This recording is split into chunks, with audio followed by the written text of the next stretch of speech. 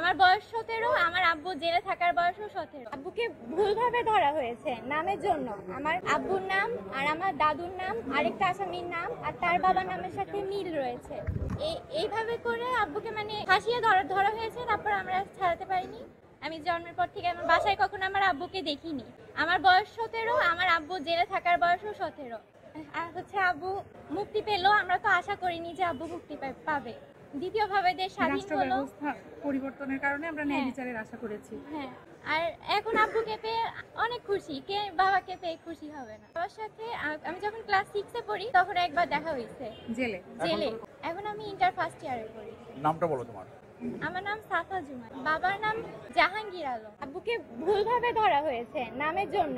আমার আব্বুর নাম আর আমার দাদুর নাম আরেকটা আসামির নাম আর তার বাবার নামের সাথে মিল রয়েছে।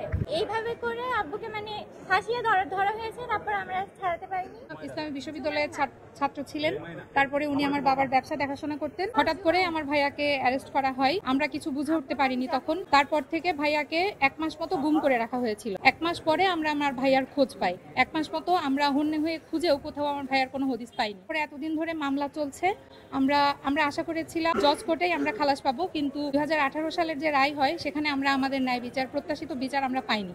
ঘটনার দিন আমার ভাইয়া সহ আমরা সবাই, যে ঘটনাটা ঘটে 21শে আগস্টে, সেই দিন আমরা সবাই একসাথে উপস্থিত থেকে টিভিতে আমরা সংবাদটা দেখেছিলাম এবং সেই দিনে দোকানে আমার ভাইয়া সারাদিন বেচা কেনা করেছিল। সেখানকার সাক্ষীও পেশ করা হয়েছিল, কিন্তু তারপরেও আমরা ন্যায় বিচার পাইনি। দীর্ঘদিন পরে হাইকোর্টে আপিল করার পরে আমাদের বিজ্ঞ আইনজীবী উনি আমরা সহায়তায় দেশের পট পরিবর্তনে আমরা ন্যায় বিচার পেলাম। ধন্যবাদ। জেনারেল রেজাকুল হায়দার, ব্রিগেডিয়ার আব্দুর রহিম যিনি কারাগারেই মারা গেছেন, আব্দুল সালাম পিন্টু এবং আরো অনেকে। এর সাথে একজন ছিল কুষ্টিয়ার জাহাঙ্গীর আলম। এই জাহাঙ্গীর আলমকে নামের ভুলের কারণে তাকে 17 বছর কন্ডেম সেলে থাকতে হয়েছে। পুলিশ সাক্ষী দিয়ে বলেছে তারা গ্রেপ্তার করেছে জাহাঙ্গীর আলম বদরকে, যার বাড়ি দোহা। এই জাহাঙ্গীর আলম বদর ছিল মুফতি হান্নানের সাথে 9টি মামলার সহযোগী আসামি। অথচ এই জাহাঙ্গীর আলম কুষ্টিয়া, যিনি ল্যাব তোষকের একজন দোকানদার ছিল, সাক্ষী দিয়ে বলা হয়েছিল ঘটনার সময় তিনি কুষ্টিয়াতে ছিলেন। এরপরও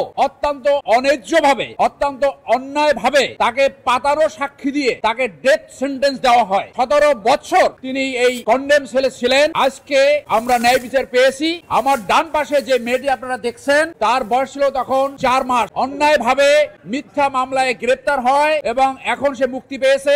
আজকে এই মেয়েটা খুশি, ন্যায় বিচার পেয়েছে। আমার বামে যে রয়েছেন জাহাঙ্গীর আলমের আপন বোন, তারা এতদিন ধরে এই ন্যায় বিচারের অপেক্ষায় ছিলেন। আজকে তারা ন্যায় বিচার পেয়েছে।